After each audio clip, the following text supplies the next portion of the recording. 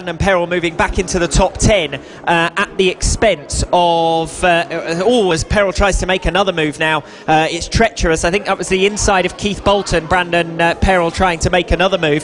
So although he is back up in and running in the top 10 in the race, he is in a higher position in class, of course, because there are 3 Moto Team runners ahead of him. There won't be 3 Moto Team runners ahead of him for long, because he's right on in touch with the 2 directly ahead of him. And in fact, I think he's already made it past 1 or 2. He's about to make it past Keith Bolton. No, still can't make it past. Keith Bolton is doing a great job of holding back Brandon Peril, but he doesn't really need to. They're in separate classes, and of course Peril is a pit bike 140 runner, but he has made up another position on that lap, and I think this is going to be another down the inside. He's finally made the move, and that's for 8th in scratch, and obviously he sits in 6th position in class. Absolutely nice and easy though down the inside. That first turn is difficult to pass that, but if you've got such a difference in class, it becomes a reasonably easy move. Brandon Peril will get past Scott Dootson is the next guy, so Scott Dootson will be under attack very soon. I doubt he'll be able to resist it. Brandon Peril really on a charge, but Blackburn, Clouds, Ansel, Pascoe and Ian Jackson. Has he gone down because he's been passed, or has he got dropped down our order for another reason? Just watching the riders filter through. Darren Anderson will move up to 5th position, so Jackson must have had a problem. Is that him at the far side of the circuit there, just being escorted away? No, he is showing 5th. He is showing 5th, so he must have had a problem.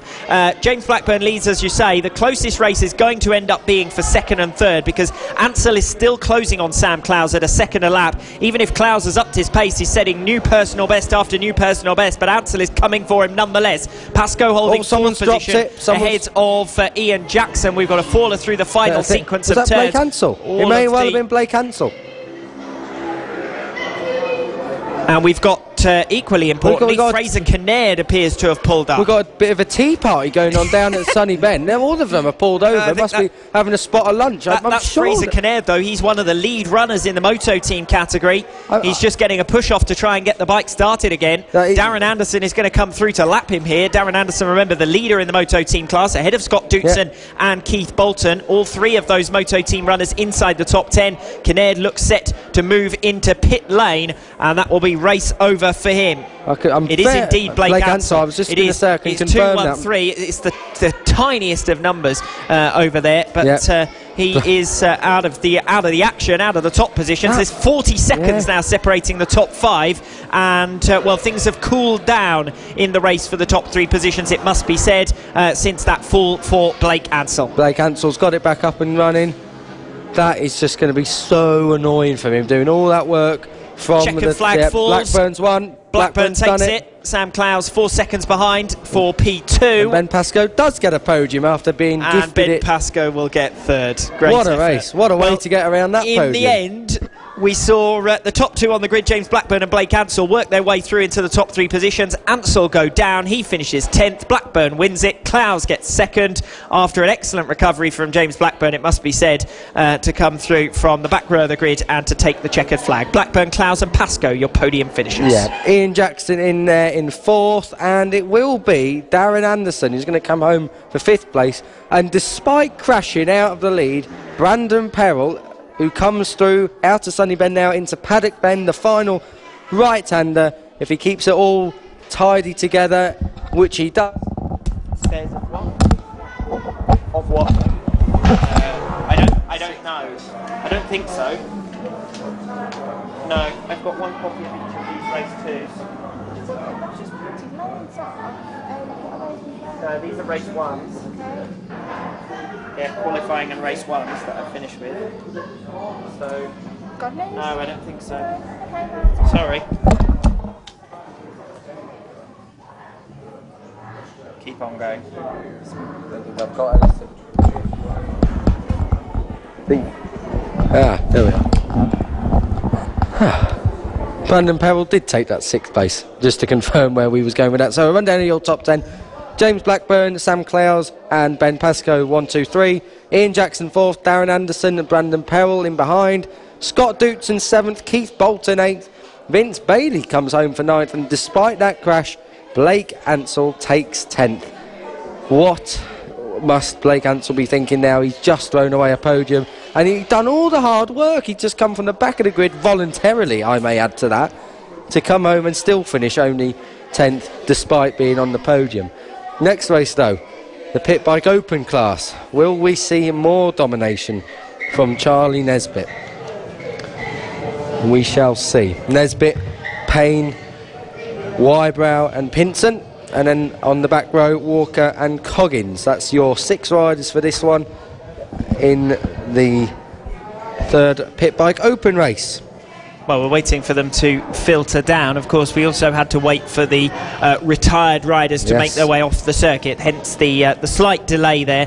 Charlie Nesbitt, the winner last time out. We've already explained at great length that the top 2 in the championship in the Pit Bike Open category are already decided. What we're trying to settle this weekend is who will take 3rd, and it's looking like Callum Wybrow at the moment. But Wybrow could only open up 4 points last time out over Jack Walters, so that combined with his gains in race number 1 does give him an advantage in the race for 3rd position. If Wybrow finishes here, by my reckoning, he takes 3rd in the championship. Again, when we're making these calculations, it's subject to official confirmation, but to me it looks as though as long as Callum Wybrow finishes this race, particularly as at the moment there's only 5 riders out on the circuit, that will be enough for him to take the championship regardless of what Jack Walters does in this one. Absolutely. I don't think that there'll be too much change coming our way, because Pinson did retire, of course. Well, he finished 6th, but he did retire. And Pinson was the rider who had the most ground to make up, because he was coming back from 14th in the championship standings.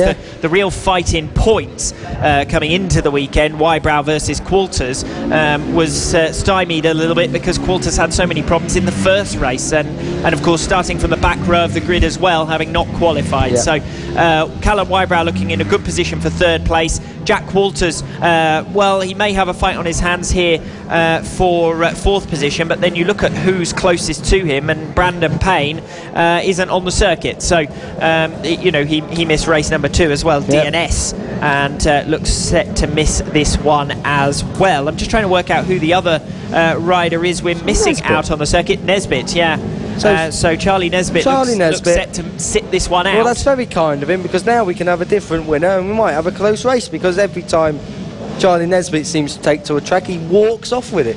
So Wybrow versus Pinson on the 2nd row of the grid is now effectively the lead battle. Walker and Coggins directly behind. Good start. Walters has made a great start from the back row of the grid, the only rider from the back row of the grid, and come through for 4th position. Everyone through the S's nice and cleanly. Callum Wybrow and Elliot Pinson are your leaders. Wybrow has already got a gap ahead of Pinson, but don't expect that to stay the same, because them two have been very evenly matched across the 2 races that we've had today already. So Wybrow and Pinson, we could have a bit of a head-to-head battle now. We haven't got Charlie Nesbitt clearing off, but it's Wybrow, Pinson, Walker, Qualters and Luke Coggins. He's the only rider to really drop a place out of all of them. Last time out we saw 2 battles in one. We saw a fight between the lower 3, the 3 further down the order, particularly Qualters versus Coggins. Remember, Coggins spent all race trying to pass Jack Walters. He'll be a little bit frustrated that Qualters got past him off the line, because now he's got another race of exactly the same. So close already. Exactly the same as race number 2. Wybrow and Pinson breaking away out in front. Walker fractionally faster than Jack Walters and Luke Coggins, but that was enough for him to build a buffer last time out, and it looks as though he's going to do the same here. It's Wybrow leading it. It's Pinson already 2.5 seconds back in 2nd place. The top 2 positions looking settled as early as lap number 1. Craig Walker in 3rd, and then we go again with that fight for 4th position, Qualters versus Coggins. Every time we say they look settled, something comes and happens, so I'm keeping my mouth shut for the next 11 laps on that kind of subject. But as you're quite rightly said, Wybrow leads Pinson, and that kind of blows my theory apart. Them two have looked quite similar in pace across the last 2 races, so Callum Wybrow obviously sees an opportunity to try and take a victory here in the final race of their weekend. Of course, we've got loads more action coming, possibly later and definitely tomorrow. Well, I'll give you another mitigating circumstance. Don't forget that obviously Pinson ended up 3 laps down last time out with all sorts of dramas, and you wonder whether that might have had some bearing, if not on the man, then certainly on the machine. He's running 2.5 seconds back on the opening lap. He hasn't dropped a huge amount further on this lap. It's 3.5 seconds now, the gap, so he's back under the 1 minute, 58.4 for Callum Wybrow, 59.5 for Elliot Pinson. The others running in the 1 minute ones and separated by less than 2 seconds, that trio from third down to fifth. We'll have a close race on our hands for the third step on the podium, but the top two places look settled. Close race for third means a desperate race for third, because everyone wants to stand on the podium, and that means there could be a bit more risk taking in this final race of the year for these guys as well. So what better way to sign off from your campaign than to stand on the podium? Craig Walker has not got that third place confirmed just yet. Jack Waters and Luke Coggins will be giving him a hard time, but way out in front, Callum Wybrow comes down into Sunny Bend now, keeps it all very neat and tidy, and he looks, well, odds on, like we were saying.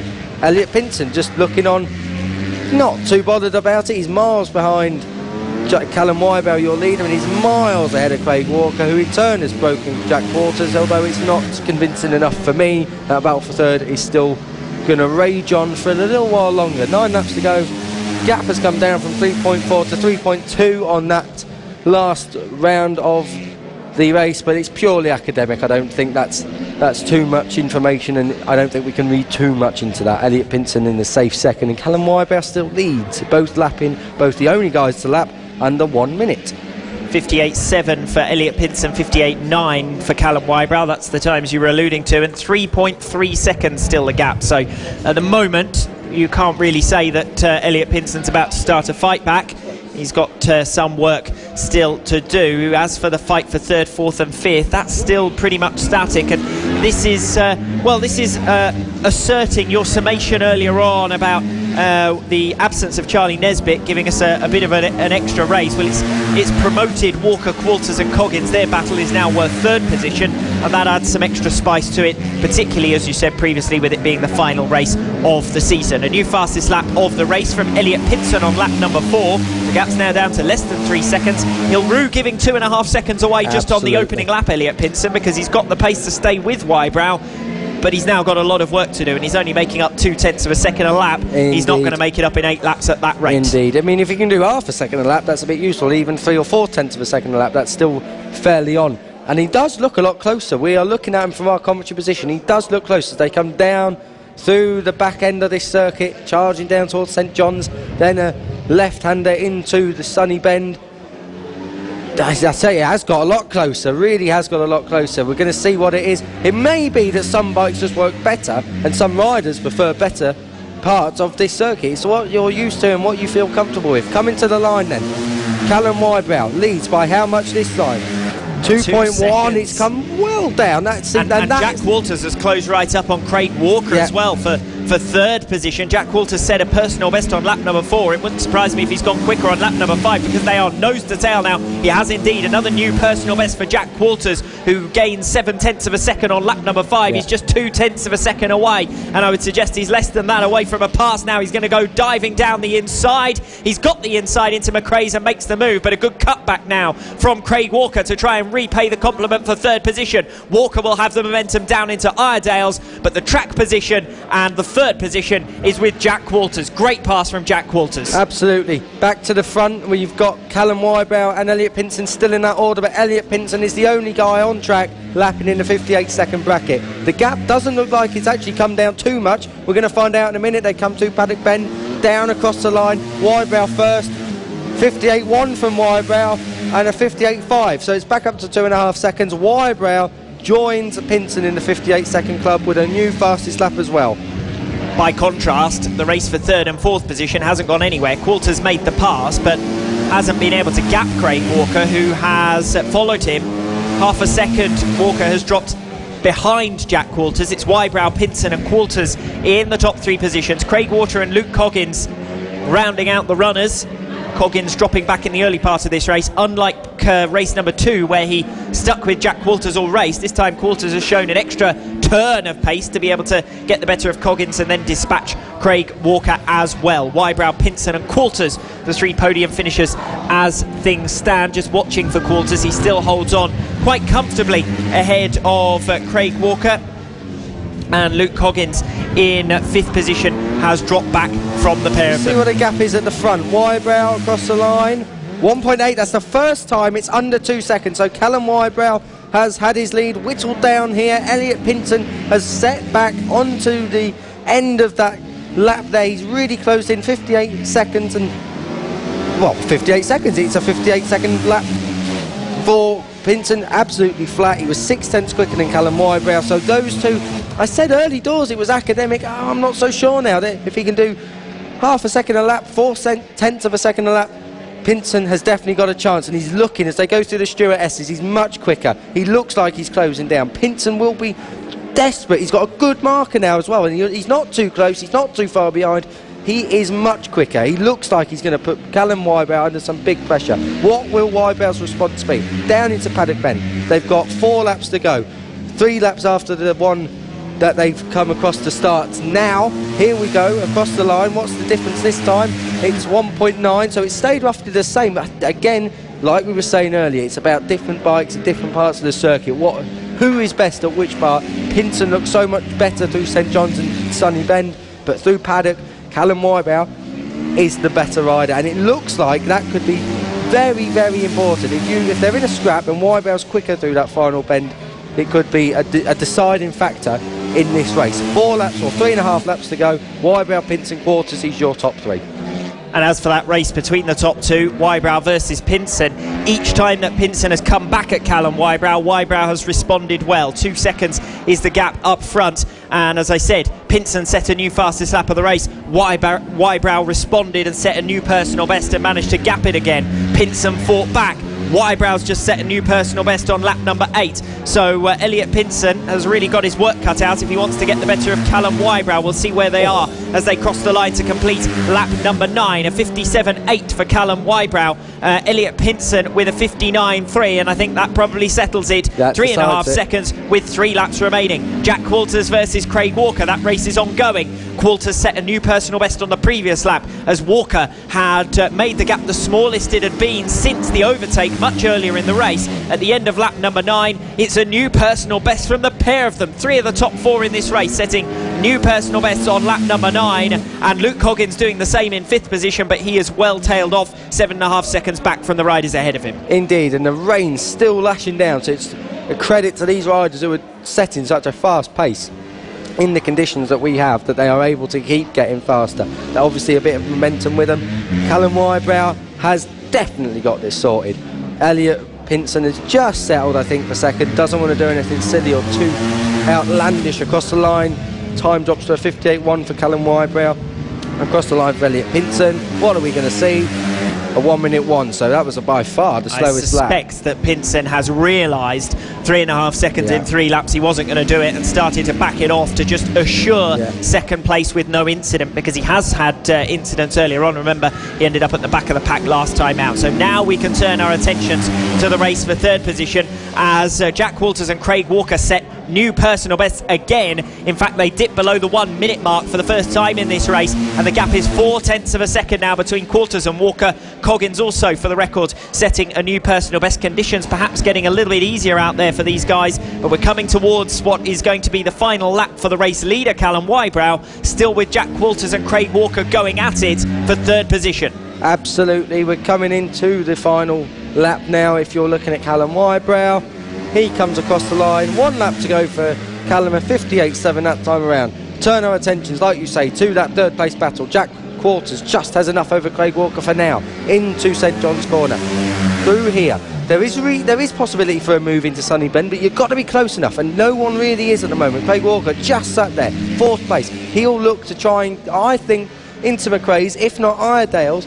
Not sure where else. There is possibility into the first turn, but again, they're not close enough. That gap has extended out to 0.8 of a second. 0.8 of a second in 1 lap. That's going to be a mighty ask. Will he be able to do it? I'm not sure. Wybrow, though, he's coming down to complete that final lap. He's just coming through the kink at the start here, out of Stewart S's into St John's, now into Stewart. Looking over his shoulder, looking comfortable, and it will be a checkered flag for Callum Wybrow. And this will also confirm that Callum Wybrow comes round the final 2 turns to take the checkered flag in race number 3 and take 3rd in the championship in the Pit Bike Open category. Great effort from Callum Wybrow. Elliot Pinson making his way round, much more relaxed pace on the closing 4 laps. He will take 2nd. As for that race between Jack Qualters and Craig Walker, no change there. Qualters holds the racing line. Walker may have one last stab, but he's not close enough. He's 6 bike lengths back going into Paddock Bend. Quarters then will hold the inside line.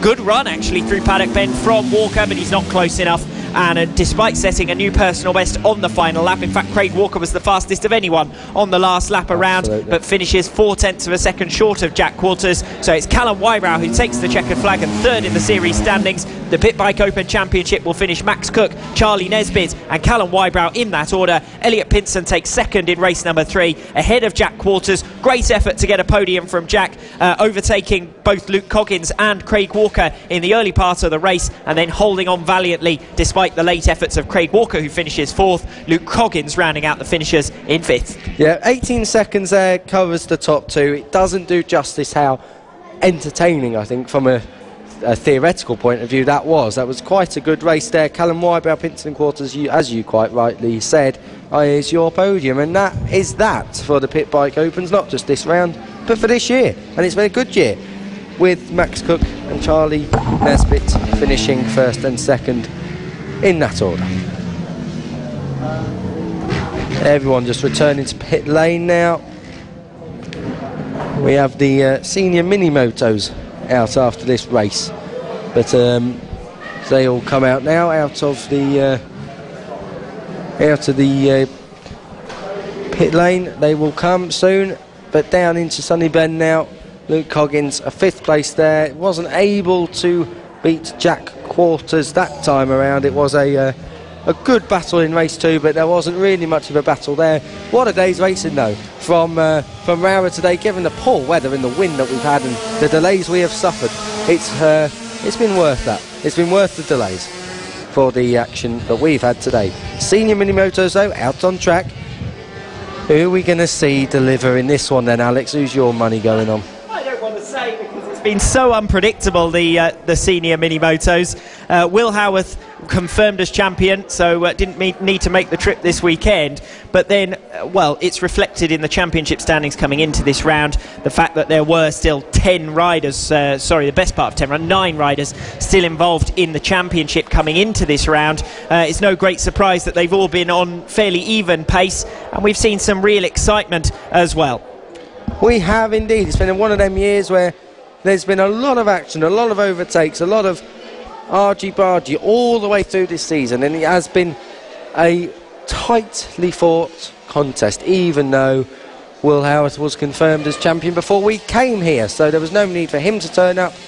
But as we've seen already, this one can provide some great racing, and you know, with the likes of Brandon Payne out there and Justin Bainbridge, will we have another little bit of an upset? No Josh Data I see though on the grid. Just look and see if he's come out pit lane. No, he hasn't, so Josh Data will not be a starter here.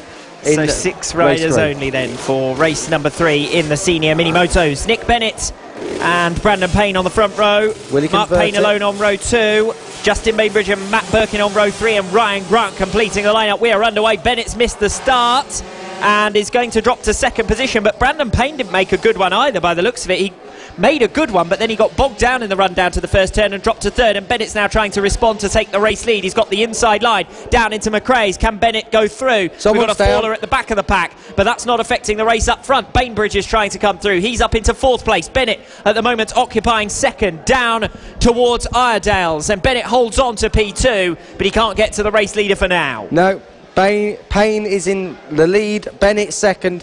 Bennett again does not get off the line very well at all. Brandon Payne though got a great start from I think it was row 1 he was coming from in 2nd position, and it was Mark Payne as well who also got a great start. He slipped to 3rd though, but the front 3 are off and running down into St John's and then into Sunny Bend. Bennett already biting for a way through, and it might not be too long before he gets it, because he does appear to be faster than the current race leader. Bainbridge has dropped back in 4th position. He's nowhere compared to the top 3.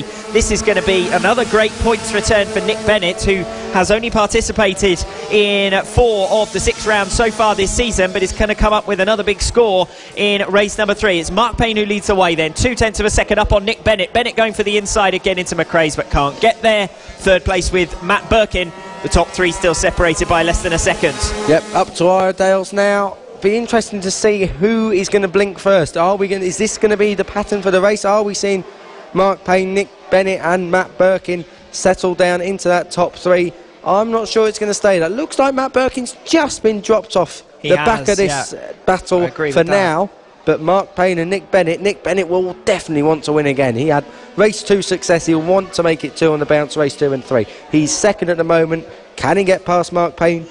We've had 1 lap away. Oh, Nick Bennett was really hot into Sunny Bend there. We've had 1 lap down. We're going to have 2 laps down in a moment. Coming through Paddock Bend, long right-hander through the puddles that run across, the streams across the track, across the line. Oh, there's hardly anything in it. Mark Payne, 0.2 of a second quicker than Nick Bennett, but it's purely academic. There's hardly any gap. Nick Bennett will just make that up where he can.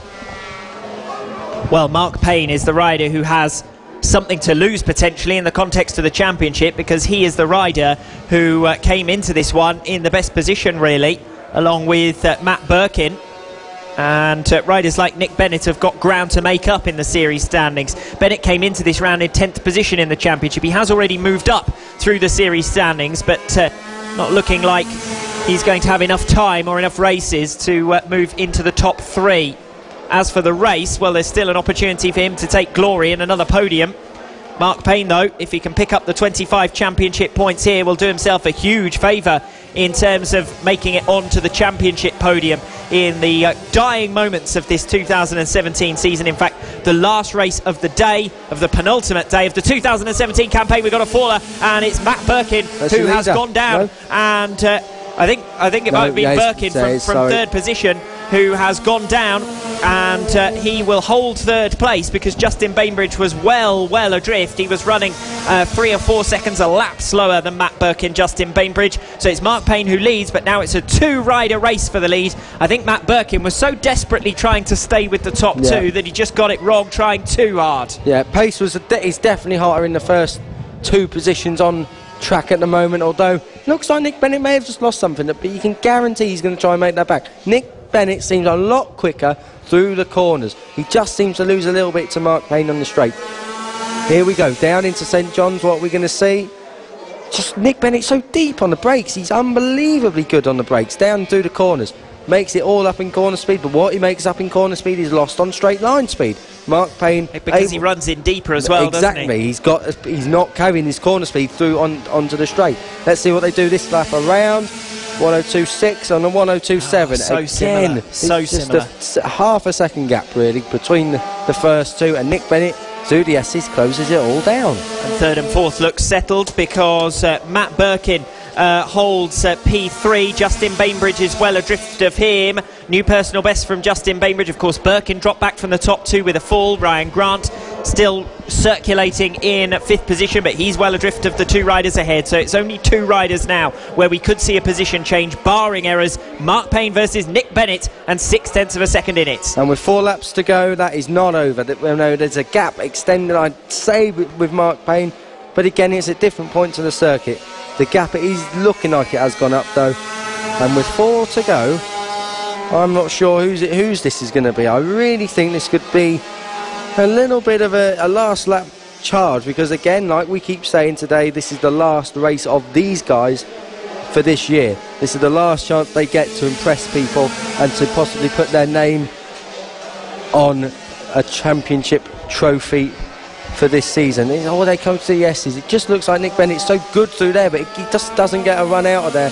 Down into McRae's. He's a lot closer this lap around. So it's to and fro-ing all the way down this field. Third place is Matt Birkin. He's well safe. So a rundown of the 5 riders, the top 5, the only 5 we have on circuit: Mark Payne, Nick Bennett, Matt Birkin, Justin Bainbridge and Ryan Grant. Brandon Payne was the crasher on the first lap. Mark Payne then looking comfortable. Nick Bennett has stayed with him but has not been able to find any way through, and to be honest, not any way to gain either. Mark Payne has set the fastest lap of the race, a 1 minute 2.4. Nick Bennett's personal best, a 1 minute 2.5. So as you've already said, nothing in it, but because there's nothing in it, the fact that he's 0.7 of a second back there's no way for him to get back into the race. And that gap has been more or less present since the start of the race, when Bennett, as we said, got away slowly off the line. A new fastest lap of the race for Mark Payne. Nick Bennett goes straight in with him. A new personal best at 1 minute 2.5 compared to a 1 minute 2.4. So they are extremely similar in pace. Overall, although it's good that Mark Payne is just keeping one or 2 tenths ahead of Nick Bennett each lap, one mistake from Mark Payne could have that all cut away. If he runs wide on the corner, goes off track, Nick Bennett is there to take advantage. And Nick Bennett, if you look, he looks a lot quicker through like I've said, into St John's, into Sunny Bend. So if he can be there come the last lap, he may have a chance. Although, again, the gap has extended out. And this time, I think it's for good. With just 1 lap to go after this one they're on now, I cannot see how Nick Bennett is going to make it work. Then again, well, he's still there or thereabouts. So I'm not going to call this one. I'm not 100% sure who's it going to be. They've got back markers to contend with. Hopefully they stay out of the way. Well, Mark Payne has got past them. Nick Bennett is yet to get past one. It's Ryan Grant who they're lapping. Mark Payne, Nick Bennett. Nick Bennett was a tenth of a second quicker that time around. So as the momentum swung in Nick Bennett's favour at the right time, down into McRae's. That's one opportunity gone. The next opportunity will be into Iredale's. But Nick Bennett doesn't look close enough to Mark Payne. We're going to find out. Will Nick Bennett go to the inside? No, he won't. He'll stay on his normal racing line. Through Iredale's they go. Will he be able to get a run out of here? Try and get it done into the Stuart S's. We're going to watch. No, he's not. Bennett looks like he's far enough back, but that's closer than what they've been on the last few times. Sunny Bend he's really good at, and St John's the one before he's really good at. If he can line himself up, he is right there. Mark Payne has by no means won this yet. Bennett is throwing everything at it. He really is. He's thrown too much. He's gone down. And Nick Bennett, well, he was gaining. He set a new personal best on lap number 7, and well, he was attempting to gain further ground, but he's dropped it. He had a 16-second advantage to Matt Birkin, though, so he might not lose out too much here. Nick Bennett, he's still going to pick up points. They're on the final lap, so he will get to the checkered flag, and he should get a podium. Mark Payne takes it. Mark Payne has won. Nick Bennett comes over the line in second position. That does not do justice. 13.6 seconds behind does not show what really happened. We said he'd throw everything at it. He threw too much at it. Nick Bennett will sign off 2017 being the second place man. Matt Birkin completes your podium. We're just waiting for Justin Bainbridge. He comes through the final corner. Comes to the line. That will be fourth. Ryan Grant has already took it. He's a lap down for fifth. Brandon Payne did not finish the race. He's a DNF. So Mark Payne, Nick Bennett and Matt Birkin, your final podium of the year in the mini motos. Fourth for Justin Bainbridge and fifth for Ryan Grant. What a year. Well, and I believe, again, saying it on the record but without being able to confirm it officially, it looks good for both Matt Birkin and Mark Payne, not only to make the podium in the final race of the day, but also to come through and make it into the championship podium as well. So that brings us to a conclusion in terms of race action here this afternoon. But we've got a packed programme here at Rowrah today, because we are continuing straight on track with a practice session for the other 5 categories that didn't take to the track in race action here today. So we will now move on with the AC40 Pros, the rookies, the Mini GP50s, Mini GP70s and LC40 category. So that wraps us up in terms of race commentary and in terms of the 3 rounds of races that we've had here today. And now it's on to the track for practice. And meanwhile, we will hand over for our post-race show and interviews to bring a conclusion to our post-race show here in Rowrah this afternoon.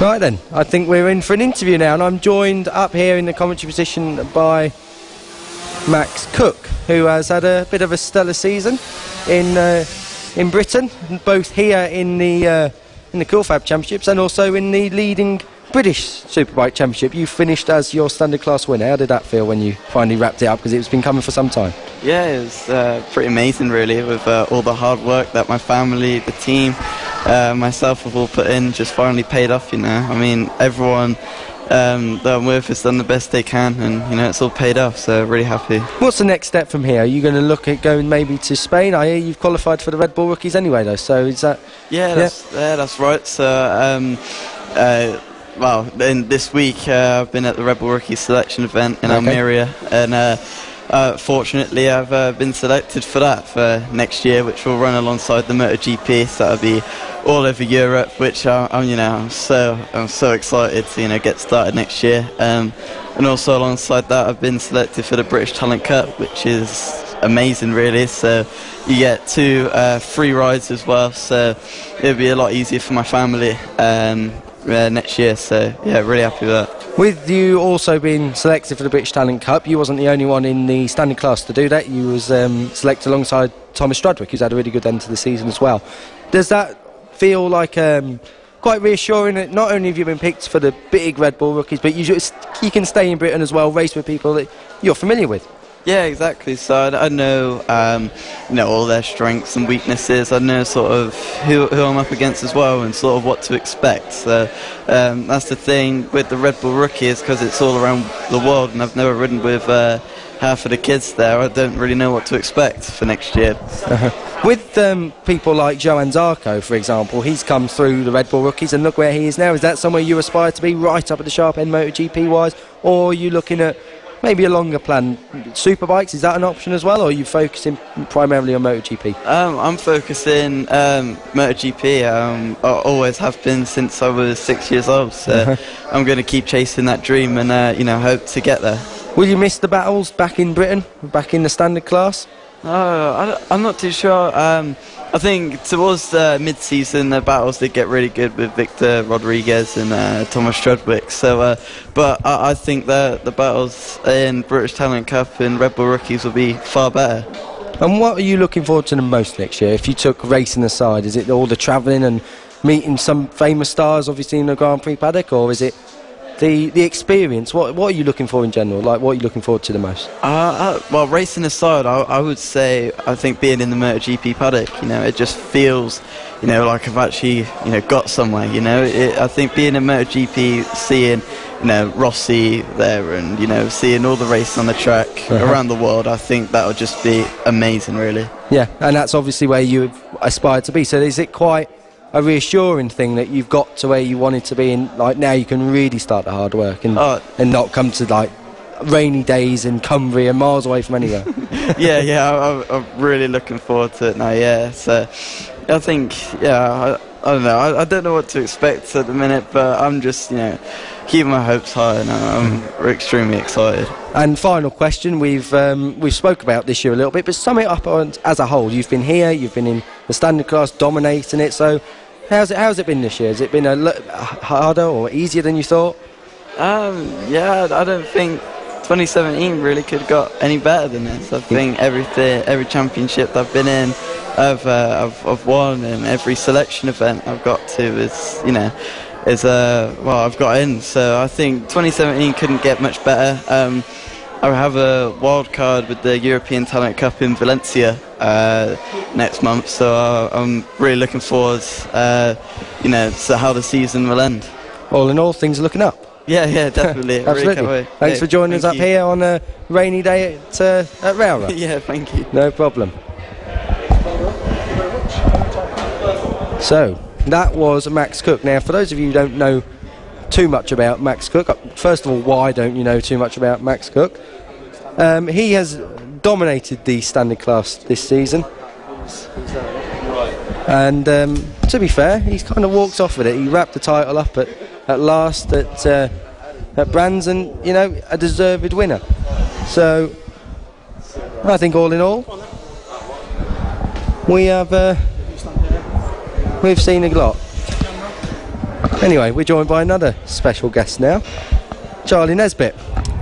Not only have you dominated here today, you've dominated last year in 2016 in BSB, and now you're in the CV. So how's that been this year? Yeah, it's been not too bad. I had a run of bad luck in a few races, but it's been good so far. Has it been harder than you thought, or has it been a little bit, not easy, but have you adapted better than you thought you would? In a way, yes, but the competition out there is quicker than GP. Is crazy fast out there. Is it good to get back on or get to wider circuits with miles of runoff where you can really push yourself instead of worrying about Cadwell Park's barriers, for example? Or yeah, I mean, GP tracks are always going to be better than these British tracks. They're just in every way, safety-wise, runoff, everything. How much did British Superbikes prepare you for the big time, so to speak, going off to Europe? In a way, it didn't, but in a way, it put me in the position where I could go there. Yeah, exactly. So your development as a rider would happen, but in terms of battling, obviously we saw you kind of walked off for the championship in the end, so it didn't really have a massive impact on that aspect. No, it got me to the place by winning the championship. It got me to where I am now. But so where you're at now. Yeah, and but towards the racecraft, it didn't really do a lot for me, but I've learned so much this year. It's incredible. And what's the next step for you? Obviously you're in the CV now, you're in the feeder class to Moto3, so are we going to see a wild card next year? Well, we've got a few things in the pipeline, but I think I can't really say a lot at the minute, but it's looking good for next year. Looking good, bright future. Yeah. Do you miss British Superbikes at all? Or? In a way, yes, because all my friends are still there. They're all having a great laugh, but I'd still rather race out in Spain. Yeah, because it's a good career move for you as well. Yeah. Is there anything else outside of the track that you're getting up to out in Spain, such as, there's a lot more freedom out there. You don't have to worry about getting to or from events. Yeah, no, I've just come back from a 4-day trial thing with the trials stage with the team. So we've done that, and it's been great fun. I've learned how to ride a trials bike. It's that sort of side, but I normally fly backwards and forwards after the race and train every day. So it's not as luxurious as some people might make it out to be. No. So what about, you've left BSB, but did you imagine the year before you was in BSB you was riding a Replicast bike? Did you imagine that from there you could be ending up in Spain in such a short period of time? Obviously it's every racer's goal to get to the European world level, but in 2 years you've come from 5th or 6th place man to CV guy. Yeah, no, I was lucky enough to get the opportunity with Redline KTM at the end of last year, because I showed some good results and showed potential, and then went on from there. Yeah, and in CV this year I believe you had a small injury or something. You hit the back of someone swerved across. Just explain that to us. Yeah, no, this is at Barcelona. The guy ran off track and he came back on without looking. Right. And what he'd done is he come on without looking, going about 20 mile an hour, and I'm going obviously a lot faster. Yeah. And as he's gone across the track, I've hit the back of him and broken the back of my hand, fingers. So that was a bit of a hindrance then, to say the least. But are you all okay now, and is it looking... Yeah, no, it's all sweet now. I was back at the next race, ready to go. Yep, and you got 1 round left, I believe, Valencia. What's the expectation there? What do you think you can do there? I'm hoping to be fighting for the podium. Okay.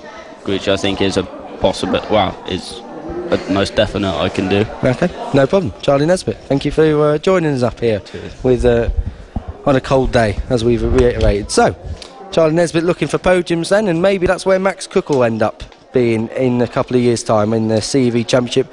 And what a great production line they've both come through to get to where they have now here at the FAB Championship. Fantastic. Thank you very much. Kiko Alexander-Giles and Alex Raby as well, and Charlie Nesbitt and Max Cook for staying behind to do a couple of interviews with us as well.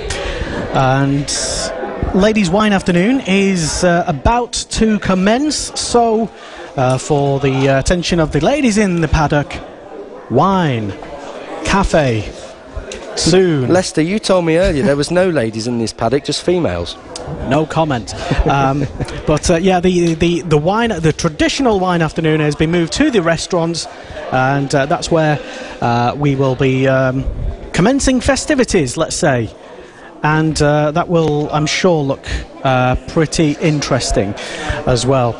So if you are still tuned in to us, and hello, and well done, because Storm Brian has tried its very, very best to try and take us off the internet today, and it did succeed a couple of times, but luckily we've been recording all the way through. Yes. So we will re-upload this just in case you care. I mean, since we're here, might as well just try and re-upload it anyway. And while we're here, we have a bit of a highlight show. It's not really a highlight show.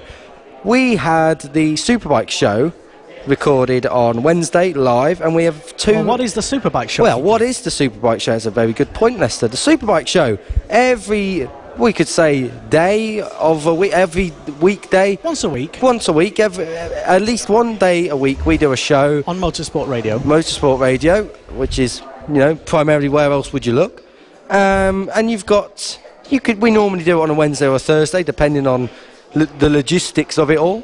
But the Superbike show is a show where we talk all things MotoGP, World Superbikes, British Superbikes, Super Sport, support classes, and also Cool Fab.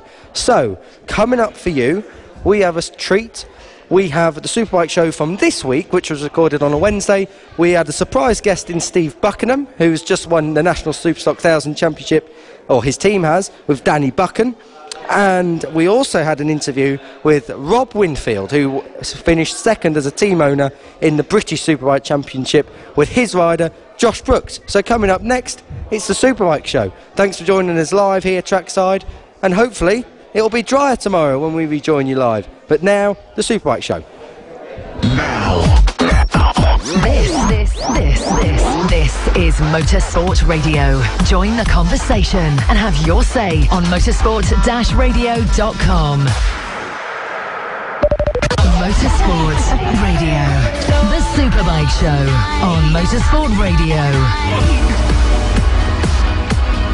Yes, indeed. This is the Superbike Show. My name is Lester. Welcome to Motorsport Radio. I definitely wasn't dancing at all. Definitely not. I was dancing. Thank you very much. We are live right now all over the internet, on YouTube, on Twitter. We're streaming on there, on Periscope. We're streaming on the Facebooks. We're streaming on something called Twitch. I think the kids know what that's about. Anyway, and coming up later in the show, we will be previewing this weekend's final round, the 8th and final round of the 2017 Cool Fab Racing British Mini Bikes Championship, which is going to be taking place in Cumbria at the Rowrah kart circuit, or the Cumbria kart circuit, and it was previously going to be held at Donington, but a late last-minute switch has meant that we can all party in an old quarry late on the Sunday evening, and Kiko Alexander-Giles will be there with us, and he'll be sort of co-commentating, I think. So watch out, kids. Barring an act of God, nothing will happen.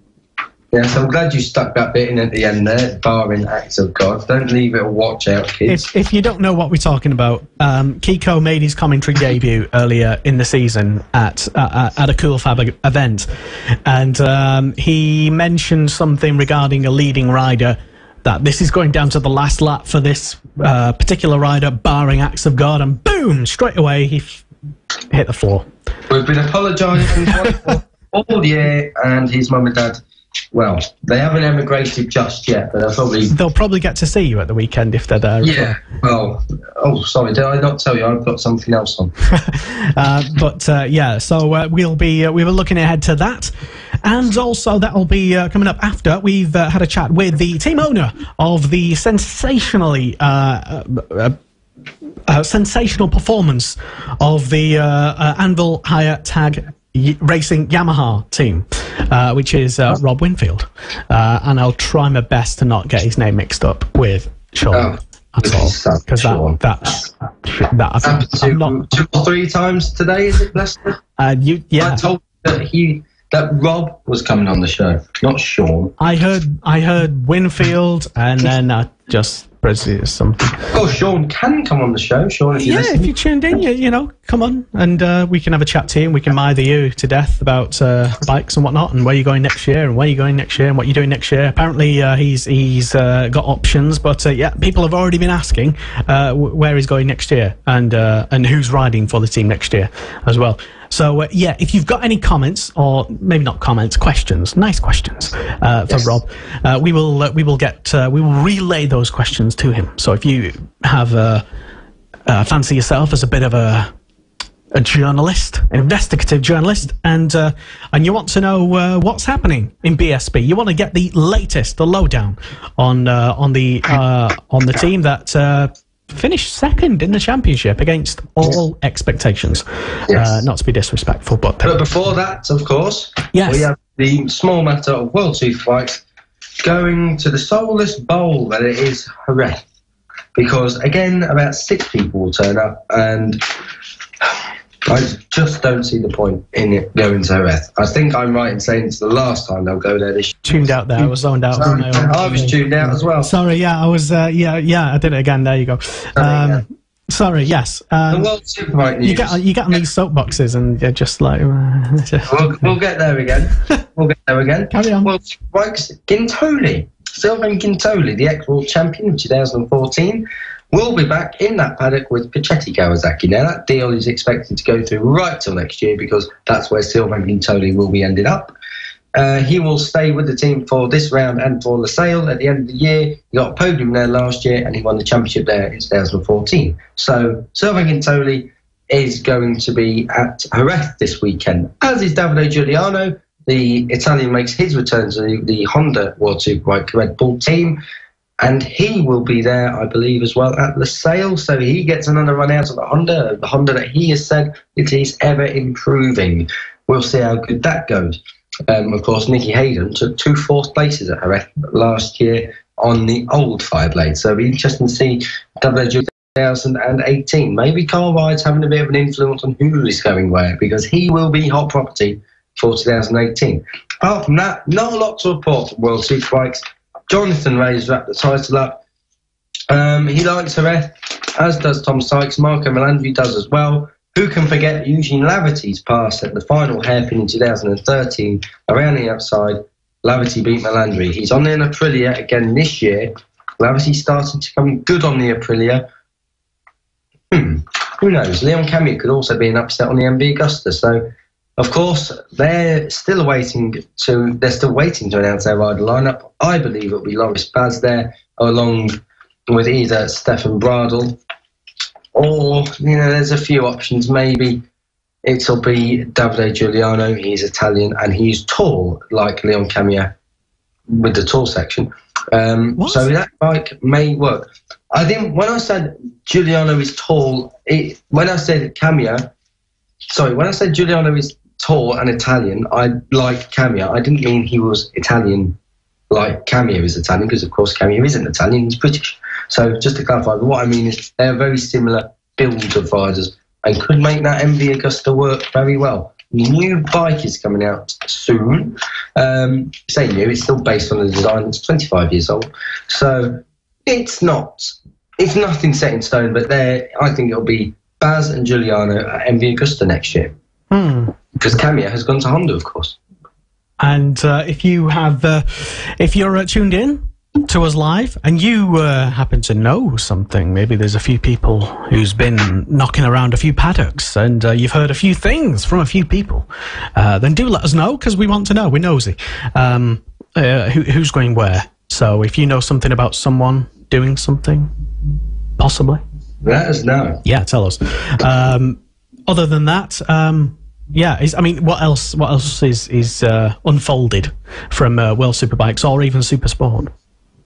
There is really not a lot. Doesn't look like Keenan Sofuoglu or Keenan Superglue will be riding this weekend at Jerez. He had a bit of an accident down at Magny-Cours in France, so looks like he's out of it. And that will almost end, it does end, Pichetti Kawasaki's run at a World Super Sport Championship. They were supposed to be running Leon Haslam this weekend in the Super Sports, but that hasn't happened either, because Leon is injured with his numerous injuries after his massive accident down at Brands Hatch. But again, we will come on to that soon. There really isn't a lot to report out of World Superbikes. The championship race is absolutely on for second place, but apart from that, Jonathan Ray's already won it and he's walked it this year. The one thing Jonathan Ray will be looking to do is try and beat Colin Edwards' record score of points in a season that was set back in 2002. Do you think that's realistically possible? Is it going to happen? No, I don't think it can happen, because at the end of the day, you know, Johnston's never really done a lot after he's won the championship. He's always played like the team support, kind of get Tom Sykes to second place and make it a Kawasaki 1-2. So I don't think it is realistic. It'll be a target for him to want to achieve, but whether or not he does it, I'm not so sure. Well, I've just been having a quick browse on the old interwebs for the latest comments that have flooded in.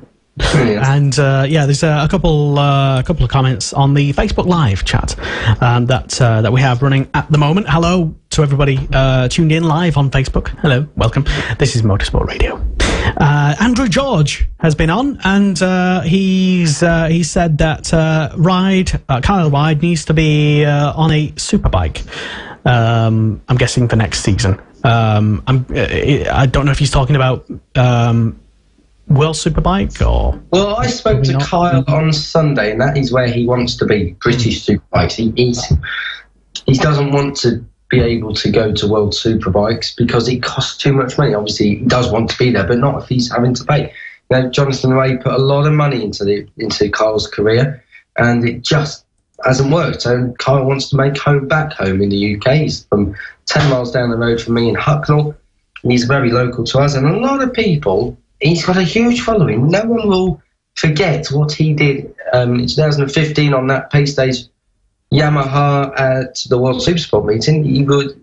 He came down into Donington Park and he was battling for the win for most of the race with Jules Cluzel and Kingsoft Rockley. Finished third. Oh, what a ride. And literally, what a ride. He is a great little rider. He can do wonders. And I think if he gets on the right bike, with the right team, preferably a British team in Supersport that runs a Yamaha, I think he's laughing. I think he would wipe the floor with the opposition. Interesting. Well, Andrew has also chipped in with another comment, and I don't know if he's saying this based out of some sort of knowledge or is just his pure will of wanting it to happen, but he's said Colin Wright to Honda UK. Be interesting that. Colin Wright was part of the GSE setup many years ago. Last time they were in the championship was 2009. They ran Leon Camier and James Ellison. He's been around the paddock for a long time, but he hasn't been back of late. There was a big rumour last year that Colin Wright was coming back in some sort of capacity, and I've been saying all year we need someone like Colin Wright back to get some more numbers on the grid. Not sure whether that is 100% true, though. We will find out in the... Yeah, how do you know that? Yeah, let us know, Andrew. Is it just something that you want to happen, or do you know Colin? Let us know. Yes. We know yes. Indeed, I haven't heard that one, and there's been many rumours, and I have not heard that one. So, lots of questions. Stock 1000 rider Ben Godfrey had a huge offer at Graham Hill Bend in the Stock 1000 race. I actually saw Ben after the meeting was done. I was in the bar, and he was coming out of it, and I just made sure he's okay. He's all right. Ben's a big enough lad. He took it very well, I think, and... although I think he was stretched off, but he's okay. I see he was walking fine. So hopefully Ben will be back next year because he's had a few flushes this year, arguably more than years gone by. I've followed Ben for the last few years now. Give him a right bike. Hopefully he'll be all right. I believe so. Yeah, hopefully Ben can get back fit. He's not too damaged now, and he will be a more consistent top 10 next year. So have we finished with the? I noticed we sort of like segued seamlessly into BSB, but British Superbikes. But that's good because that's what we want to talk about. Yeah. British Superbikes, and there's a few great rumours that I have heard already. We'll start off with the facts. Michael Laverty has gone to the Tyco BMW. Now, I will open up the debate right now. We have an hour of this show, probably more to go.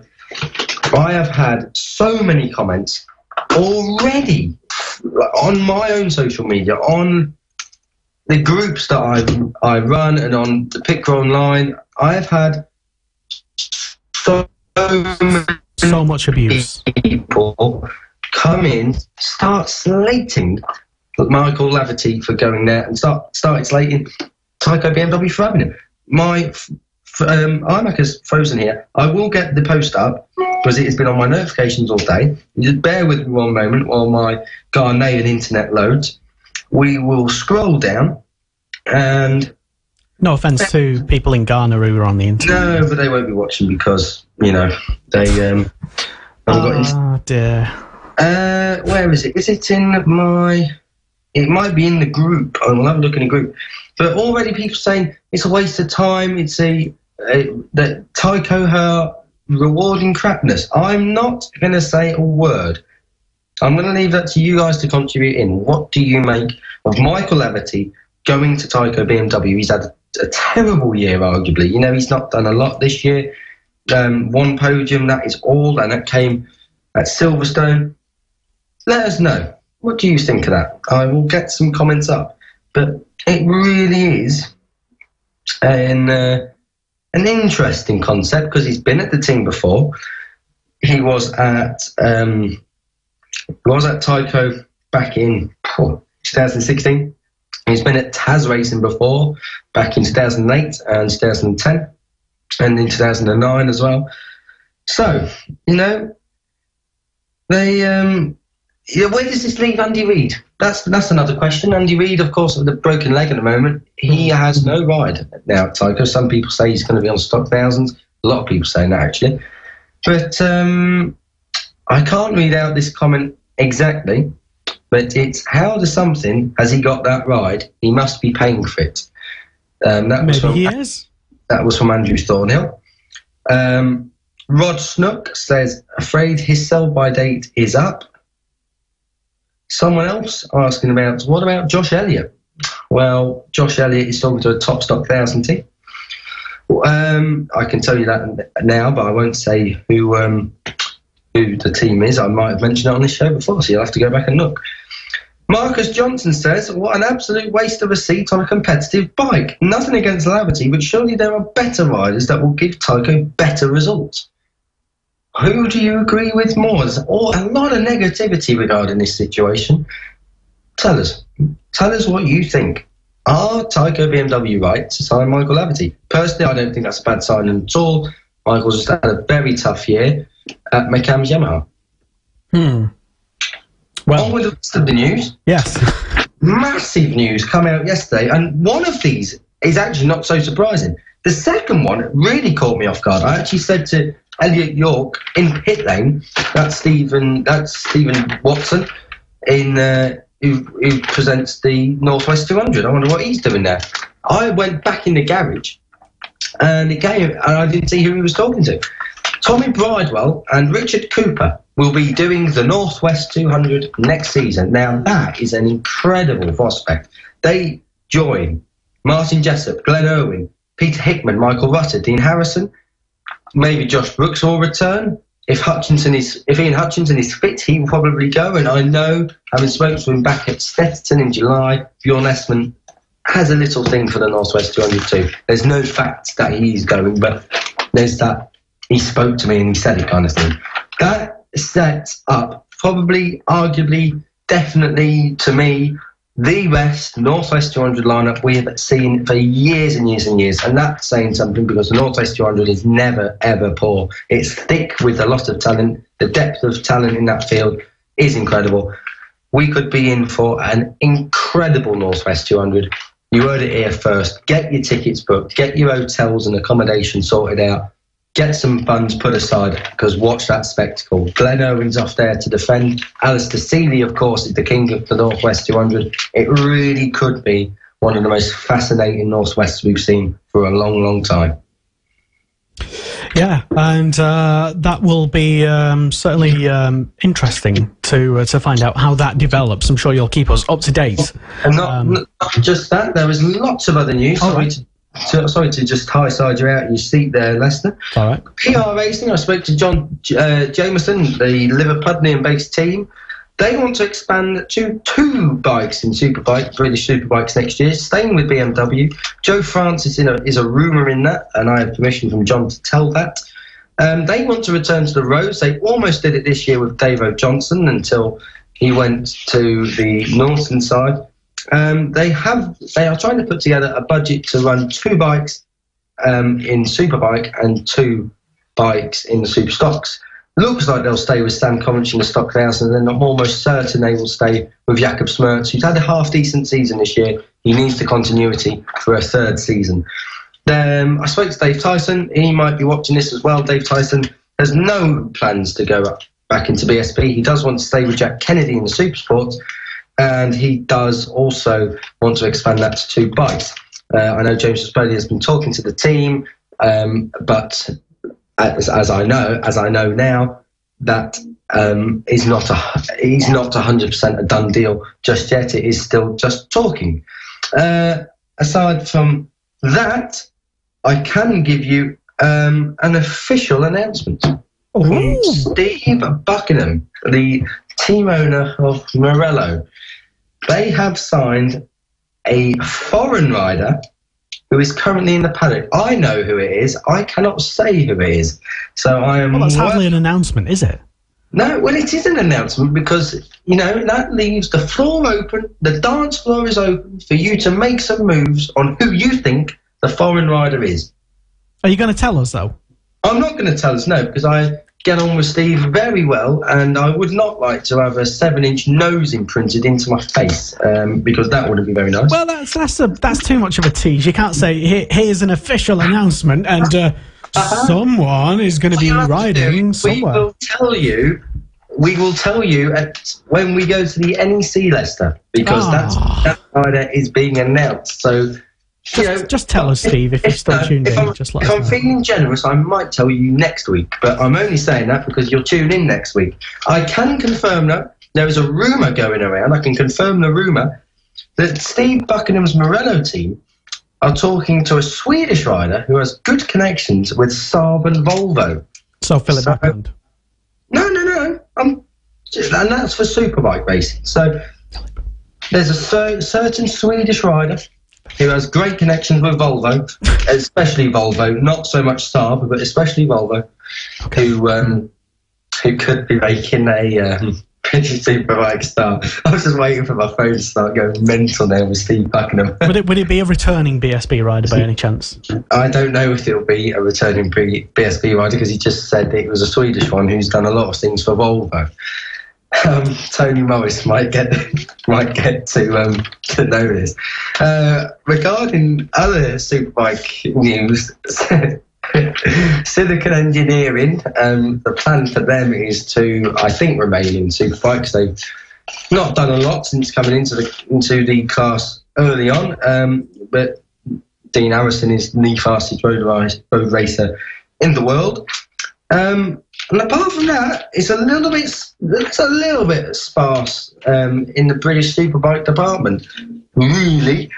The interesting thing with Michael Laverty, well, I'm going to get back to this Michael Laverty scenario now, is... Attention paddock, the ladies' wine afternoon has now started up in the restaurant. So any ladies who want some wine, head over to the restaurant right now for the traditional ladies' wine afternoon, which is on right now in the restaurant.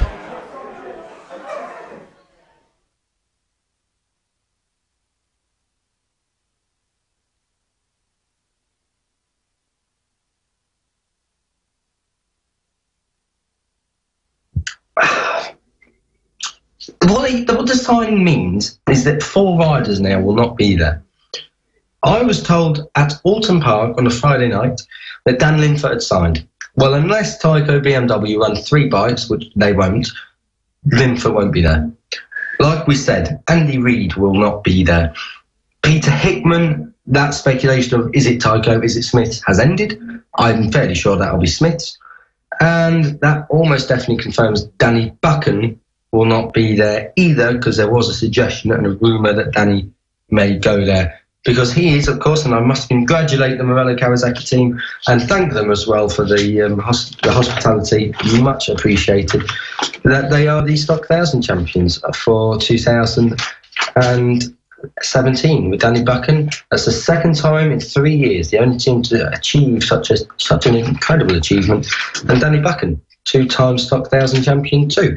So all good. My phone's going mental. I do not know why. Yeah, no idea why. It could be. I don't know. It sounds like you said some things there, but yeah, maybe some things that I don't know. Maybe you have we shouldn't got any have said. comments flooding? We had a couple of comments flooding. I've not refreshed my page yet, but yeah, Simon Hall is still tuned in, and thank you, and hello, Simon.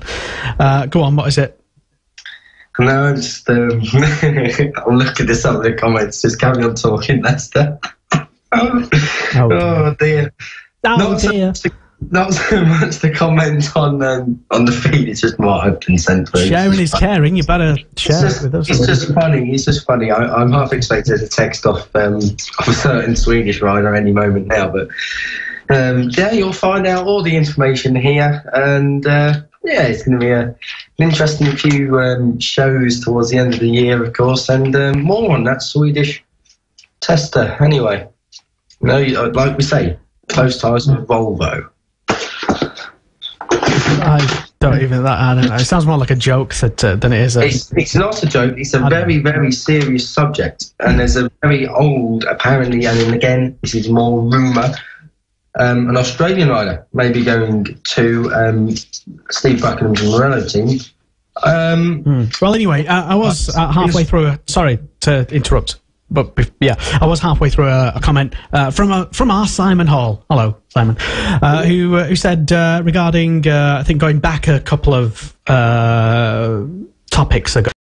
He's saying that Michael has had no confidence this year. Maybe the BMW will give him that. Regarding a previous thing that we were talking about. And you got to wonder, it's not just Michael Averty that's not been on the pace. James Ellison didn't make the showdown either. So, you know, maybe, I'm not going to get onto the McCams thing again, but maybe it was something in the team that Michael just didn't get on with. Well, barring an act of God, he was due to be up there, wasn't he? He was due to be on.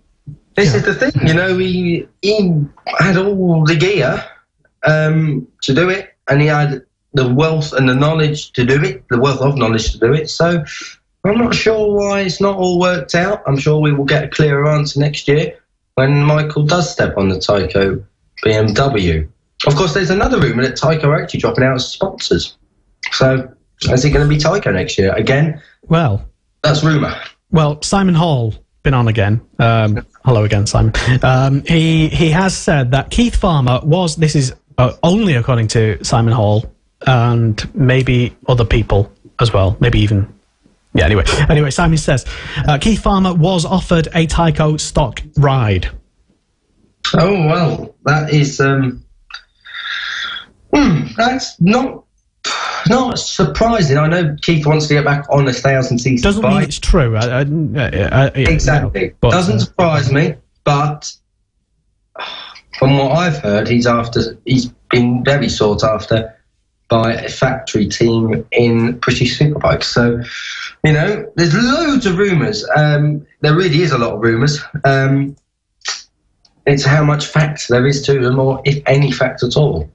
You know, so the Swedish rider for Steve Buchan. So should we just phone Philip and get it out, just ask him?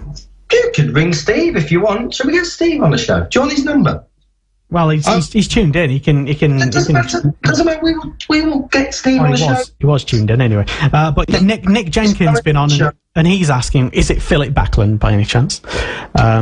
Think of all the Swedish riders. I can't think of any apart from Philip. He's the only one I know. Maybe Agnieszka Folkskog was a Swedish rider back in the day. Yeah, how did I forget that? Yeah, so Andrew George back on, and he's asking your opinions on the McCams 2017 performance. Ooh, Andrew, cheeky. Go back about 10 shows ago. It was the one after Thruxton.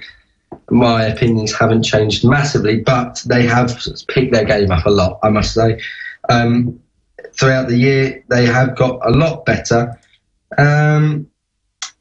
And I don't know, I just think that, you know, they've got the year out of the way, that it's the proving ground year. Steve used to say, Tommy Hillsey, pay me Yamahas didn't get into the showdown either. They didn't have a massively successful year, didn't actually win a race. So they actually achieved more. Maybe we asked a little bit too much of them. I don't know. For the calibre of riders they've got, they have been a little bit subpar for me. So that's answered that question. Indeed. And sorry, what were you saying just a moment ago? Well, just a moment ago before I chipped in with those comments. I was going to say Steve Buckingham's coming on the show. Oh, right. When? Hopefully in a moment. What, should we phone him now? Try. Okay, right, let's do this. Let's give this a go. Watching? Is he okay? Are we just okay? We're doing this. Let's do this. Let's do it. And if he doesn't answer, I'm gonna snake in on him now because he's online. All right, hold on.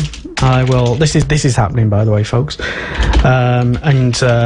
It's totally unprepared. I've just texted him. Get ready. That's what we like here. Unprepared stuff. It makes me totally not nervous at all, one bit. So anyway, right. Let's give this a go. What have you got me doing here, Kiko? I don't know what the hell. Hello. Hello, Steve. Welcome. You are on Motorsport Radio. Is he there? Is he hung up? Is he there? Steve, hello? Who's that? It's hello. Kiko. Hello, Kiko. You're on Motorsport Radio? Yes, you are live, Steve, so... What's the language? Yes. Yeah, exactly. We've only got a quick 10 minutes, but you're on. Talk us through 2017. What a year it's been. Second time in 3 years, you're Stock 1000 champions. Here we are. So what more could you ask for? When we signed Danny at the start of the season, I did predict what I thought Danny would do this year. But you got to take your hats off to Richard and Suzuki. They have pushed us all the way. And in all fairness, the championship could have gone either way. Perhaps we were a little bit more prepared as we knew our Kawasaki inside out. And I think Suzuki was just a little bit unfortunate, which we capitalised on. Indeed, and of course that runs out. You had Josh Day in as a replacement for Fraser Rogers. What do you make of his performance over the weekend? It was very good from where I was standing. He was only a position off a point. Well, what you got to say is this. Although Josh had ruled for us 2 months ago on our bike at Pembury and broke the outright lap record, he came into Brands Hatch after 2 months and had not tested or put his leg over that bike. One of the things he did notice on a bigger circuit where he could really stretch his legs, he said that's the closest to riding his superbike than he ever had done before. But one of the problems he suffered with, and he's never had it before, was arm pump.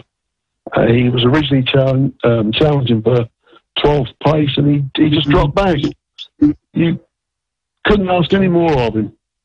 I'm done. You what, Kiko? Oh, sorry, we lost you for a moment there, Steve. Carry on. You said it about Josh Day's arm pump. Yeah, he got. That's the first time. That's the first time ever Kiko has actually got arm pump, and that was the reason why he dropped back. I never got any arm pump, Steve. No, Josh got arm pump. Oh, that's because I'm hearing everything twice on the phone, Kiko. Yeah, no, Kiko gets a different type of arm pump. We won't talk about that, though. Oh, yeah, I know. In all fairness, I did notice that when he was in the garage. Anyway, what's the plan for 2018, Steve? What have you got planned for us? We said that we've announced a rider. I know you can't say, but is this rider going to be the rider that gives Morello 3 out of 4 as far as titles are concerned? There is a very good possibility the rider I am trying to sign, if he does what we think he'll do on our bikes, there's a very good possibility. You never can tell, but I would put as much faith in him in winning the third championship as we did in Danny, winning the second one for us. That's all I'll say to you. But yes, we also have signed, you are correct, we have signed a foreign rider, and he is an Australian rider, but we've also got to keep that to be announced, as you rightly said, at the NEC. Ooh. Absolutely. And are you anticipating it to be a stronger season? Because we know that you had Fraser and Danny coming into this season. Do you think they could both be an equal package to Fraser and Danny, or are you expecting them to be better than Fraser and Danny were this year? I would say I'm hoping that the total package would be a stronger package. Would you say that the rider I'm after, well, that ain't just one rider, that's one particular rider I am trying to sign, how can you say he would be stronger than Danny? That's something I couldn't say, because Danny has done absolute fantastic job, and you never can say never about Danny either. No one knows what Danny is actually doing yet, so there could be 3 stock bikes on the grid. What would that do? Yeah. Can you imagine? Yeah, can you imagine? Yeah. We're out there. Oh yeah. What do you make of Danny Buchan's performance this year? 10 wins, I believe it is. That's an incredible amount across a year. And has he exceeded your expectations, or has Danny Buchan done what you thought Danny Buchan would do? I truthfully believed what Danny has done is what I predicted at the start of the season. I was speaking to a person, Dixie Dave Clark, and he actually commented this week when I spoke to him at Donington at Destin. I predicted that I had the winning rider in Morello to win the stock championship this year, and you can look on Facebook, and that is on there. Danny done exactly what he said that he was going to do, and that was win the stock 1000 championship. But in all fairness, and I said earlier on, and all credit to Richard, he pushed Danny all the way, and the stock championship could have gone either way, and that was exactly what I said to Richard's boss on Sunday when we won the championship. Simple as that. We're on, obviously, it's the Stock 1000 Championship, and Stock 1000 Championship saw changes this season. How do you think them changes have been? Are you, as a team, in favour of having split races or a 50-mile race or whatever they are? Do you think that's a great idea from up above? In all fairness, yes, that was a good idea, but I would probably, like most teams, we would have liked to send like a super sport format where you have maybe a slightly short race on a Saturday, and then your longer race on a Sunday, and maybe with a little bit either more free practice and even maybe more qualifying. But then Stuart has only got a certain amount of time that he can fix things in, and then people they've only got a certain amount of budget for riders and crash, when people crash and tyres and everything else. So you got to go with what the series say at the end of the day. Indeed. We're going to run out of time because we've got to fit Rob Winfield on. But Steve, thanks for coming on at such short notice. It's been funny, at least, and very informative. So no problem. Great to have you on. No problem. Speak to you soon. Bye. Thanks, Steve. Ta-ra. Yeah, so well done for setting that up with no notice at all, Kiko. Yeah, it's we did it anyway, and great sport as well. Nothing else. But like we say, we'll stick with that. Danny Buchan has done an incredible job this season. Really has impressed me, I've got to say. Come off not a difficult couple of years, a difficult 2016 where he was just a little bit. He was okay on the Ducati, he had a few races off, went on a Kawasaki that was a little bit old, couldn't really get on with it. We'll get on it and get it to the top 6. And he actually spoke to me and said he was just a little bit left with what do I do now kind of feeling at the end of it all. So it was, I think, a fantastic comeback year. Danny Buchan has really put himself in the shop window, as has Richard Cooper, let's not forget. Both of them been up there from the word go. Danny Buchan, rightful champion, I believe, with in the final race by 10 points. So, like we say, Steve Buchan's team, first team to win two stock 1,000 championships in just 3 years. They've only been in the paddock for 4 seasons, so it's not doing too bad. Tony Morris has been on. Hi, Tony.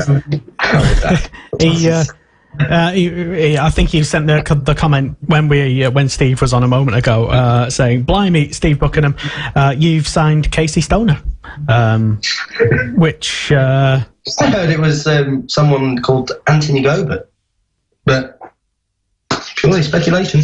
And Andrew George says Josh Elliott at Morello. Very strong possibility, I'd say, because he's got great connections with the team from 2015, and of course he won the title there in 2015. Josh hasn't signed with anyone else. He's had a reasonably okay year at Tyker, considering he's been drafted in with such short notice. But I think, you're looking more at, I don't know, I wouldn't discount Josh for a ride at Josh for a ride at Morello, but it's very early on. This season doesn't start for another 5.5 months. Obviously, you want to set testing goals, so 3 months left yet to sign riders. It's been done very early this year, but don't expect every team to follow. It does feel like a long way away. I mean, I know Motorcycle Live is what next? Is it next month? It'll be when? What day is it? I don't even know where. What's my name? I don't know. Anyway, when is it? It's like mid-November, isn't it? Well, one thing that is absolutely certain is that it's 9:30. It is, and I just want to apologise that we didn't actually give anybody a chance to put any questions to Steve, because I didn't know he'd be on, to be honest. Blame Kiko for that. So I would have literally spammed even more Facebook groups and all over the internet so that you could get your questions to him. But that's what we like planning here on this show. But we will have on the phone very shortly the team owner, the team boss of the team, who I think we've talked about previously, has sort of excelled all expectations, or some people's expectations, maybe even his own expectations as well. It is Rob Winfield joining us now, hopefully. Hello, Rob, you're live on Motorsport Radio on the Superbike Show. Good evening. How are we doing?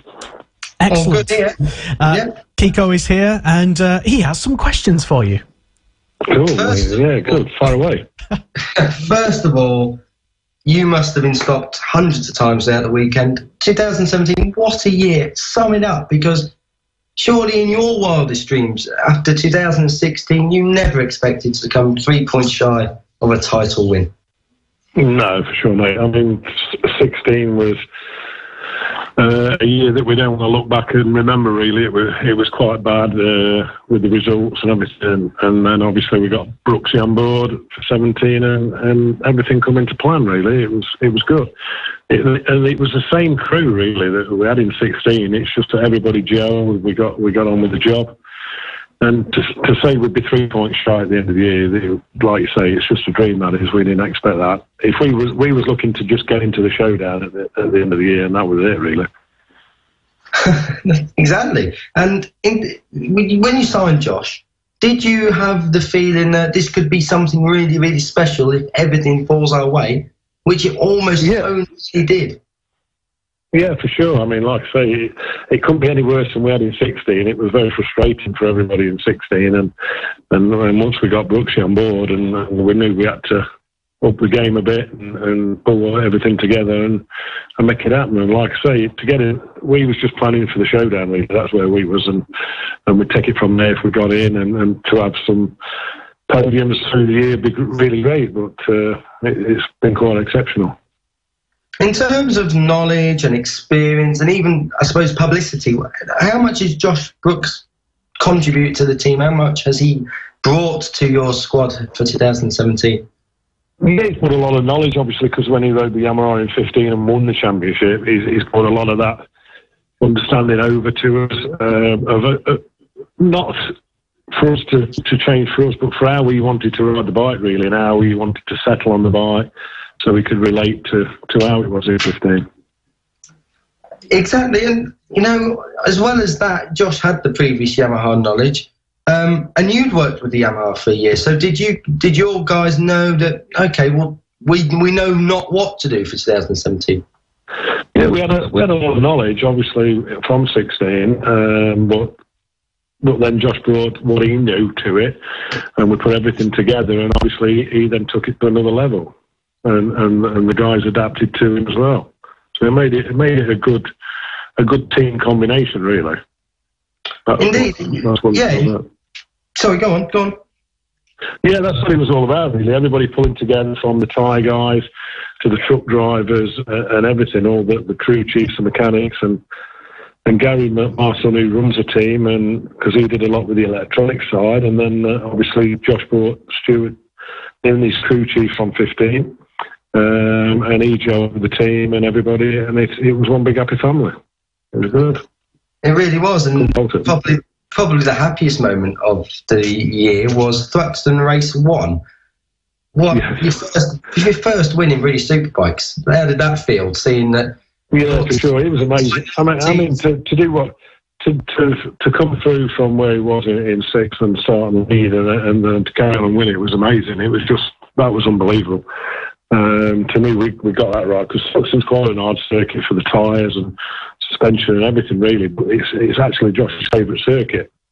Yeah. And we said if we're going to go well, we're going to go well there, and we just made sure everything was right, fresh engines, so because Thruxton's quite demanding on engines and everything, and obviously we dialed everything in, and it come good. And then unfortunately in race 2, he lost the front end in that left turn, and subsequently we didn't score any points. That was it. And you say race 2. What have been those difficult points of 2017? I mean, I suppose looking back on it with hindsight, Cadwell Park must have been really difficult, considering Josh has gone so well there in the past. Yeah, Cadwell Park, we had an up and down thing with Cadwell, and the same with Alton, really. We had a bit of a suspension issue, which we thought it was rear suspension at Alton, and it emphasised it more at Cadwell. So we changed the bike dramatically for Cadwell, just to try and adapt it, but it didn't work, to be honest. It was a bad meeting for us, that was. It was, but as well as Josh's success overall, Sean's been riding really well this year. In fact, I think the statistic was out of Thruxton in race 2, his fastest lap was quicker than James Ellison. So Sean's been having a good season too. Yeah, Sean's dug in, especially at the beginning of the year. He's been scoring points and setting his new lap records that he did from 16, and just keep pushing forward. And then he was telling me, and then he started out, he had a few offs, a few accidents, and the trouble is that the accidents he was having was quite high speed ones, and he was getting a bit battered and bruised, and then subsequently the races come together close at the end of the year, and there's not much time to recover, is there, from when you have a bad knock? That's the trouble. Indeed, and you know, as much as his knocks have had an effect, he's battled on, and you know, when he came out for the weekend at Assen after his big crash on Friday, you know, I can believe it when he was riding on Sunday. So he can do it. That was a massive one. That was, and then he come to the garage after and said, "Oh my God, that was seriously quick." And he dug in, we got the bike ready, and then got back out there. And that is the best thing to do if you're capable of getting on it and pass fit by the medics. And obviously we come back to the UK then, and he was still injured. And even at Brands, at the last round, he was still carrying some injury due to that. With his foot was really still swollen and limited movement on it, and part of his hand was as well. So that's why the results didn't come from that onwards, really. How much goes on behind the scenes? Because obviously what we see and what I've seen this year is me at the weekends I've come to see you, or been at home and watched you on the telly. But what goes on when you're away from the circuit? How much effort goes into making sure that bike is absolutely bang on for Josh and for Sean, and how much effort goes in personally as well? Because I think I heard you'd gone all the way without it. Yeah, for sure. No matter what part they're playing, they're all there to do a job, and the guys that have done it this year are just amazing. They've all gone on. Get no support off Yamaha, very little support off Yamaha, and to beat the factory-supported team, that must mean a lot to you. Yeah, it was good. I mean, you say, we don't get any help off them at all as well. Championship, and then we started, and everybody is there. Everybody is still learning. He's got a long way to go.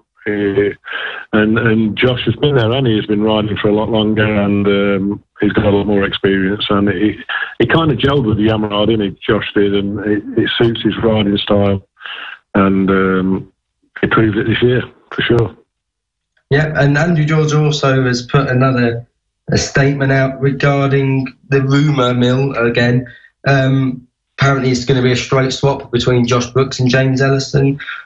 Yeah, how much clarification can you offer us on all of that? Because people love speculation, but I've been watching this, and I've already been asked so many times about my opinion. I can't believe that you just don't see it in bike racing where a lead gets that big and in 3 races it's gone. You know, Josh Brooks told me on Saturday, and it was a really good description.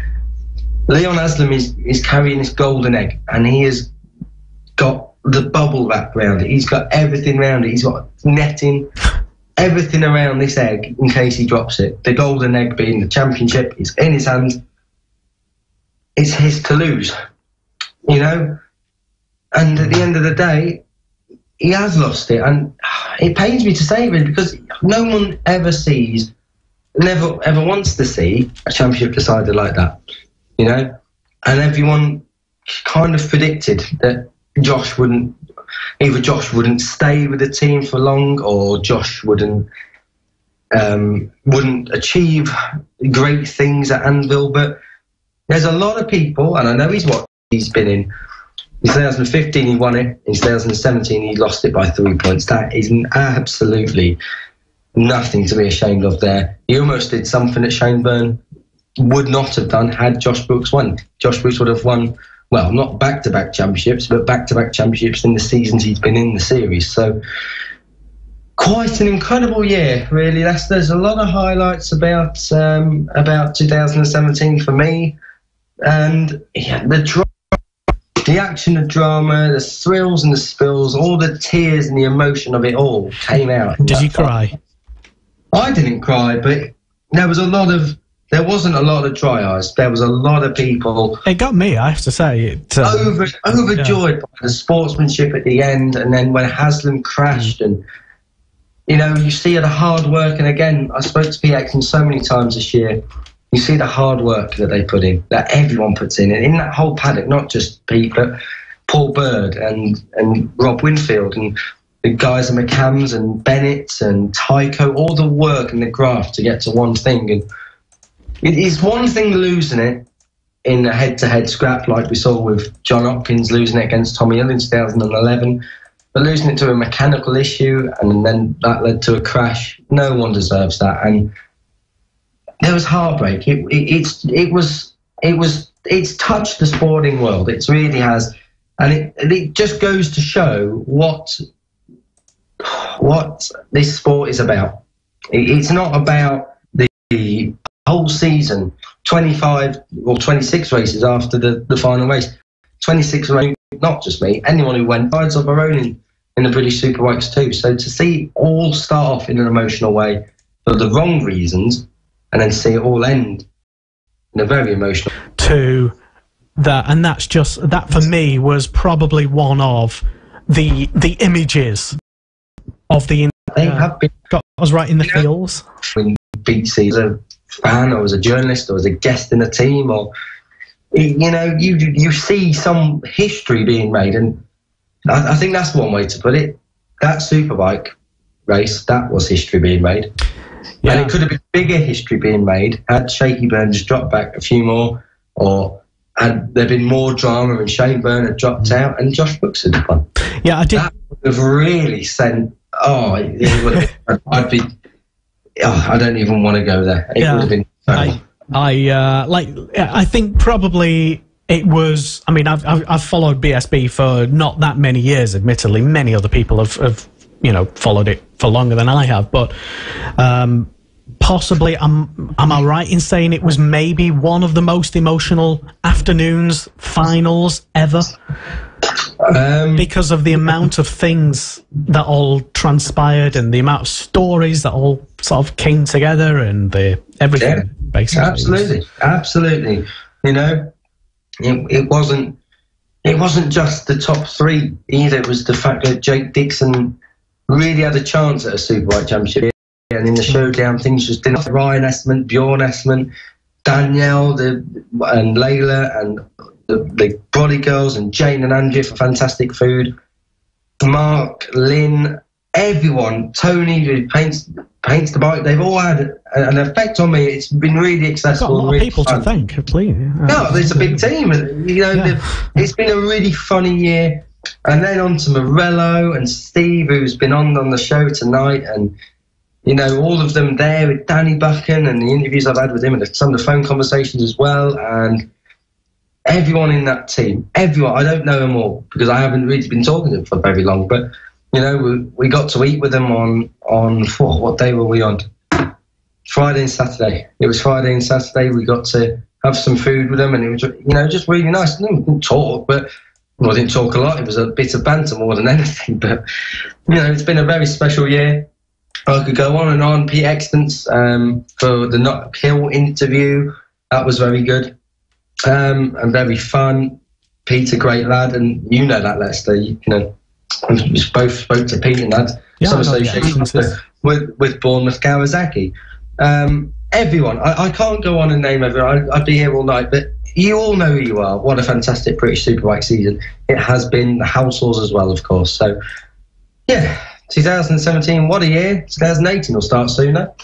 Yeah, it's not even sort of round the corner. It's sort of here. It's kind of like in your face sort of thing already, because it's just as you get older, Kiko, life gets older and faster and faster every single time. I don't know, maybe it's just me. But yeah, it seems like 2018 we're already sort of like involved in all of that already. All of our minds are all like, who's doing what, who's going where, what, like who's doing, you know, everything. And BSB is only just finished really, and we're just sort of like sweeping that away and concentrating on next year already. But that's just motorsport. Indeed. So, yes, a couple of... have we had any other comments trickle in? Hopefully, we've not missed out any questions that we had coming from... I think we have. Andy Rowlinson, who is part of the Anvil Hire Tag Racing team. All right. Praising Tony Morris, which is something that never gets done, apart from with me, saying Tony says it how it is. And then Tony goes to say, I believe that. For goodness sake, Kiko, you giving Aspen a headache. So thanks, Andy. That was great timing there, mate. And thanks for Tony for the compliment, because, you know, I've been called a bit worse in my time. But, no, Tony's all right, I suppose. You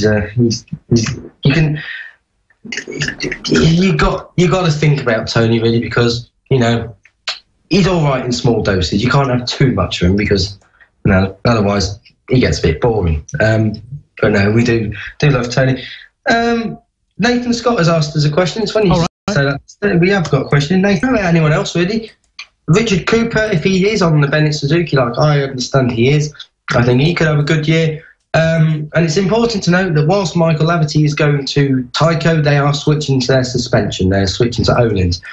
So expect the Tyco BMWs to go very, very strongly as well. Lots of possibility to shine, but I really think the standout one will be Bradley Ray. He's had a stunning season this year. He will want to go, you know, 2 or 3 places better, I'm sure, if not for that showdown. He wanted podiums this year. He told me that at Knockhill. He made that prediction come right. Yeah, definitely. Bradley Ray for a top 6. He's come out of Cool Fab, Leicester. We all know the talent in Cool Fab is rife. Yeah, funny you should mention that, because this weekend, Kiko, he doesn't just throw these things together, he's slightly planned. This weekend, it is the final round of the 2017 Cool Fab Racing British Minibikes Championship, and we return back to Rowrah. I love saying that. Yes, well, the 4G is in full operation. And, we'll... In comparison to a Saudi Arabian vodka maker. What? Oh, there is hardly any 4G up at Rowrah. Oh, okay. Fair dues. And there's hardly any vodka makers in Saudi Arabia. So therefore, you've got, absolutely nothing on either side. We might just have a bit of both.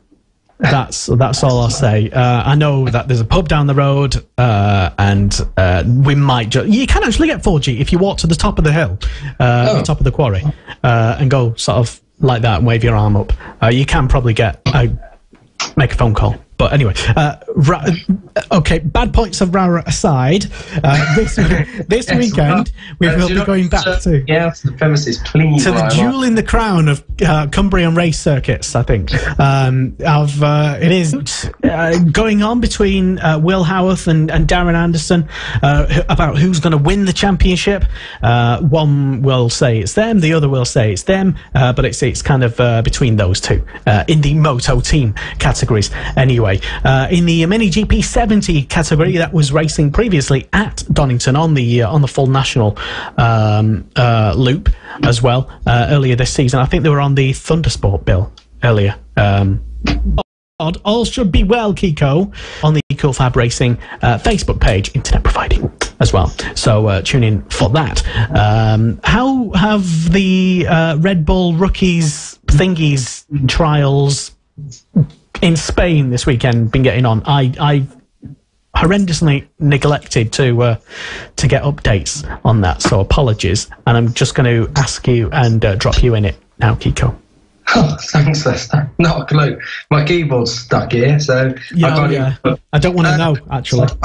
Honestly, not going to lie, don't know about the Red Bull rookies because you've got teams like Avintia, for example. Avintia are in there.